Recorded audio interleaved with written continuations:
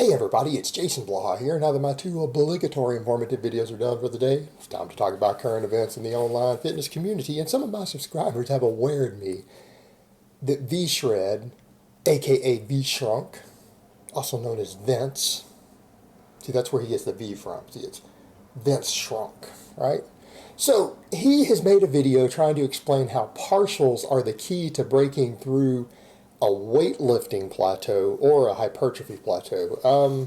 Yeah, so let me put on my +5 hat of weaponsmithing, work on skilled up my crafting a little bit, and let's talk about this. Now, the thing is, what you always see with V-Shrunk, he doesn't actually base anything on anything that respected coaches do. He doesn't base anything on science, expertise, exercise science. No, he just does silly bro shit that he picked up from bodybuilding magazines 15 years ago, right? That's where he gets his info.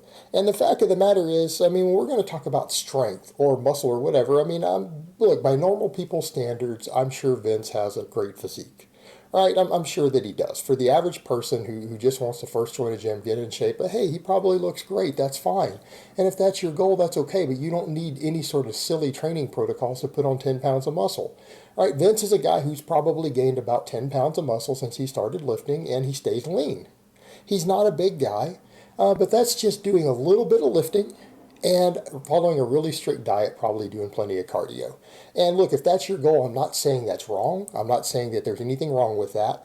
But when you have a guy who doesn't know how to train for size or strength, particularly not strength, because he is so insanely weak that I'm shocked. I can't believe a grown man who lifts weights is as weak as he is. Like, he has to have the worst programming I've ever seen. To be that weak. It baffles the mind. And this is coming from a strength athlete. Like, I'm literally shocked. Like, if I were to work with anyone I've ever worked with, is usually stronger than him within 3 to 4 months, right?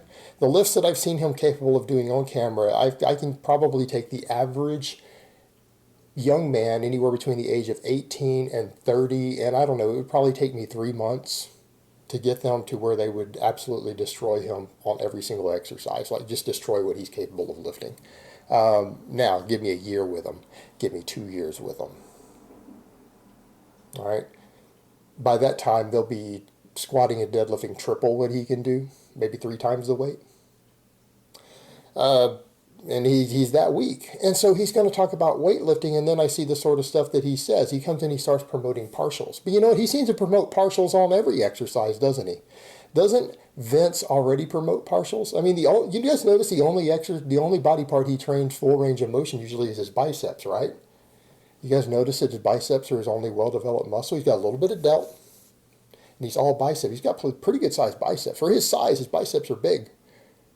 That's the only muscle he does train full range of motion. He has no chest, and you notice he only does partials on the bench, right? He doesn't come even within 3-4 inches of his chest. Same thing with his back. He has no back development. He does half reps on pull-ups. He can't even do full pull-ups, which is sad. He has no legs, and you look any of the lower body lifts he does are basically partials also. He has almost no leg development. Again, for someone who's been training for years and actually gets under a barbell. I don't mean compared to someone who doesn't work out. But you see that situation, and then you go, well, now he's going to promote partials to finish off the only body part he has that's good size, because he's demonstrated his biceps, but he started with full range of motion, and he does do full range of motion curls. That's why he has biceps. Why? Because when you look at every study that's ever looked at it, what does it find?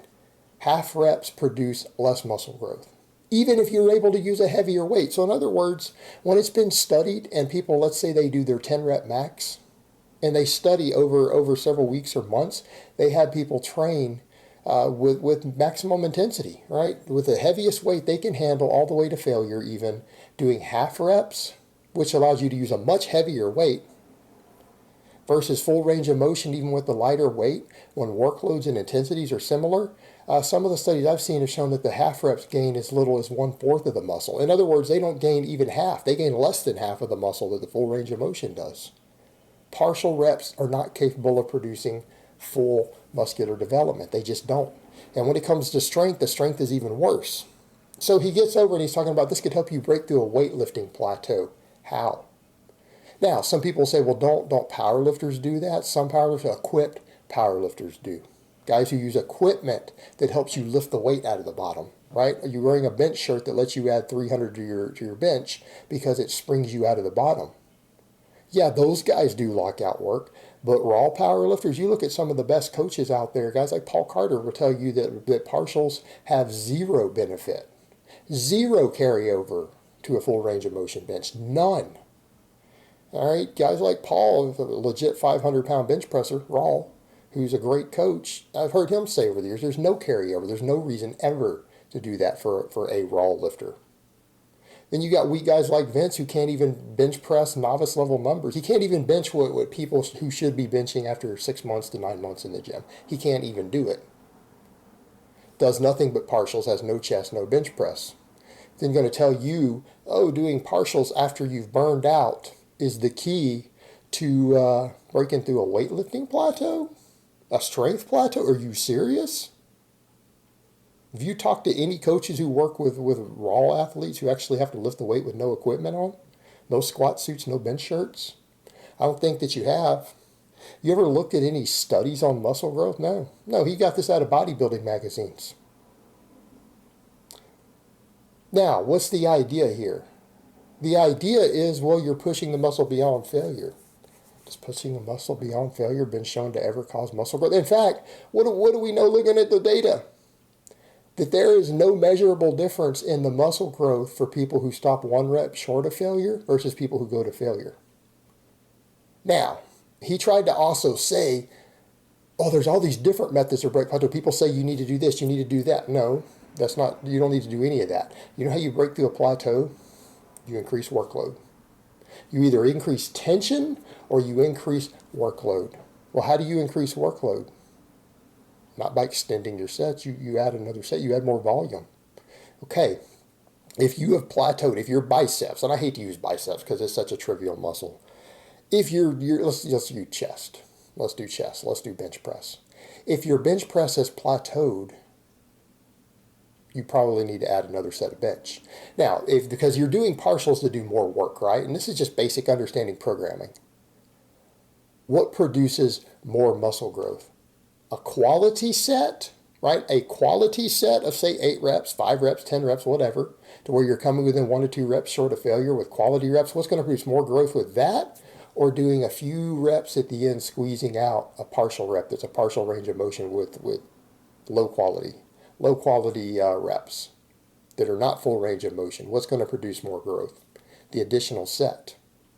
Furthermore, it's not even the same work, because what we find, and this has been looked at in multiple studies, if you take longer breaks and the longer breaks allow you to lift more weight for more reps on your next set, it actually does produce better muscle growth. So in other words, short rest times have been found in studies that look at rest times to produce less hypertrophy.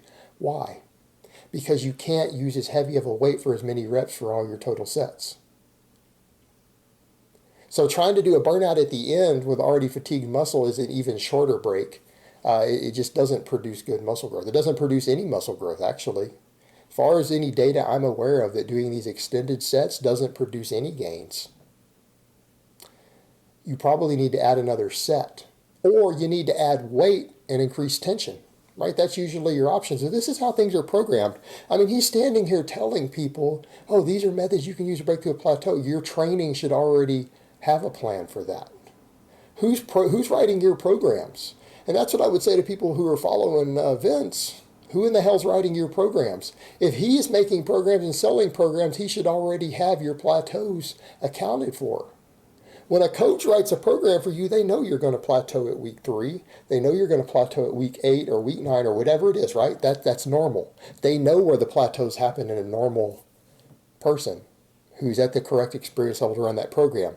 They write the program anticipating that already. That's why we periodize things. This should be already accounted for.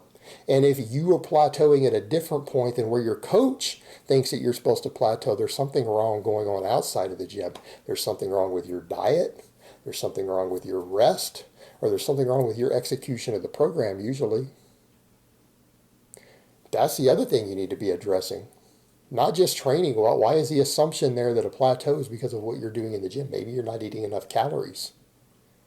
Now, that's the other thing. Guys who are cutting, let's say you're trying to lose body fat. A lot of people are like, well, I'm trying to do his stuff to get leaner, to get that certain look. Well, don't you expect a plateau when you're cutting? In other words, you're in a weight loss phase. You're losing body fat. Do you think you're going to get bigger and stronger while you're on reduced calories, while you're in a caloric deficit? Do you really expect to make large gains in size and strength unless you have muscle memory of some type, like you used to be bigger and stronger and you shrunk down? Maybe you had to take a few months out of the gym or you detrained. Okay, that's different. That's muscle memory. But do you guys really think you're going to put an inch on your biceps or 2 inches on your chest or 50 pounds on your bench press while you're trying to lose 10, 20 pounds of body fat? I mean, do you guys think that's realistic? So if you're not eating enough to make gains, well, that should be the very first sign. Or you're not sleeping enough. He needs to address these other things. These are important factors. But the fact of the matter is you shouldn't need silly little shit like I'm going to do partial reps to push past this plateau. Why don't you just train correctly? Why don't you get on a proper program that's properly written and structured? Then these problems don't arise to begin with. They're accounted for by your coach who's written the program already, and most of the good programs are free. And if you need a customized program, it's not going to be, hey, take my body type quiz. No, you have a coach working with you one-on-one who's writing a program for your specific needs. That's one-on-one. That's not cookie cutter. You're not buying a template based on your body part. You have a coach assessing you on a week-to-week basis, and everything is structured. And I'll tell you right now, if someone's selling you programs, customized programs, and you're not watching, if it's long distance and you're not videoing your lifts and they're not assessing your form, they are not a coach. They're not a coach. They're just someone selling you a template, and that's not the same thing as coaching. They're selling you a template that they have 150 other people on. It's nothing magical. You can get that for free. You don't need to pay for that. There's plenty of free programs that are fantastic. I produce free programs. I don't charge for programs. They're free. Why would you charge for a program? That's bullshit. All right, guys, but that's really all I have to say on that today. I hope it's been informative, and I will talk to you guys next time.